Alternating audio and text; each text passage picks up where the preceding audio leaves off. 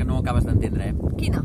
No, que ja hi has tornat amb això de les fronteres, ara Catalunya, ara sí, ara parlo català, ara no, ara sí, ara parlo no. Però si passes una frontera... Ja, però és que no, aquesta frontera és d'aquelles que no hi acaben de ser, perquè érem a la Terra Alta, després passàvem al Matarranya. Vols dir que això és com la Catalunya Nord, que encara es parlava català? El Matarranya és la Franja de Ponent i s'hi parla català. Mira, fem una cosa. Disculpeu, tinc antics patrons per treure. Sí, però mira, ara que som aquí a Horta de Sant Joan, que fa un vent terrible, jo proposo que anem a parlar amb algú d'aquí de la comarca, que ens expliqui una miqueta com es viu la catalanitat aquí, al sud de Catalunya, i després anirem al Matarranya. Sí, així veiem les dues perspectives. Exacte, ja veuràs com la frontera aquesta no acaba de ser-hi. I les llengües són les llengües, oi que sí? Som-hi!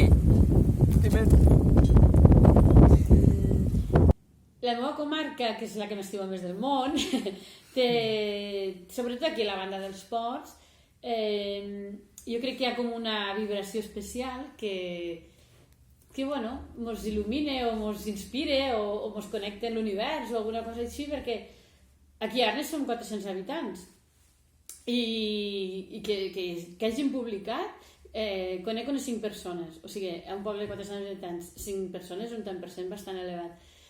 I a Horta mateix, que va vindre Picasso i es va inspirar, i crec que la influència no sé, d'esta zona, que sobretot, jo dic que la icona d'aquí, de la Terra Alta del Nord, diguem, és les Roques de Benet. Jo quan arribo a les Roques de Benet dic, buah, saps? És com una icona d'arribar aquí i sentir-te a casa i crec, de veritat, que normalment diu que som mig bruixa i sí, però crec que hi ha alguna cosa molt potent, molt, que trau el millor de cada persona, i treure el millor de cada persona és mostrar-te a tu, perquè ens han ensenyat des de molt petits a amagar el que som i a mostrar el que volen els altres que siguem.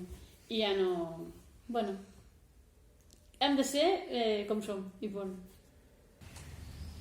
Jess, però què fas aquí dalt? On som nosaltres? Arnes. Arnes? Quina comarca? La Terra Alta. Doncs aquí. Aquí alta, tu. Sí. No t'ha agradat? Jess, baixa, sisplau. No. Fora tothom! Aparteu-se! He mort el llop! He mort el llop! He mort el llop! Tranquil·litza't, que estàs advocat. Però què estàs fent? Què estàs recitant, ara? Quina hora de estic fent? Terra baixa. Terra baixa? Terra baixa, clar. No, terra alta no. Anem a Matarranya, anem. El català aquí el parla tota la gent, això és una cosa que està clara, però si compares la Terra Alta i compares la Matarranya hi ha una diferència en quant a l'ensenyament. Els xiquets van a català, no van a català a la Terra Alta, fan català perquè és la seva llengua pròpia, la llengua materna, i aquí van a català. O sigui, tenen una hora a la setmana, o dos, depèn, i van a català, però realment haurien d'anar a castellà, perquè la llengua que haurien de rebre a les seves escoles és la llengua materna, que és el català, i no n'hi ha més aquí.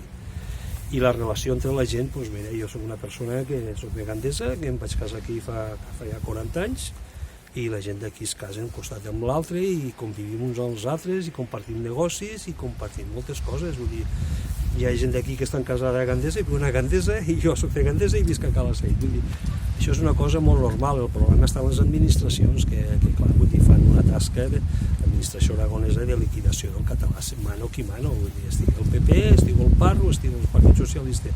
Uns ho fan a lo bèstia i els altres ho fan d'una manera més subliminal. Vull dir, però ho saben molt. Vull dir, van a destruir la nostra cultura.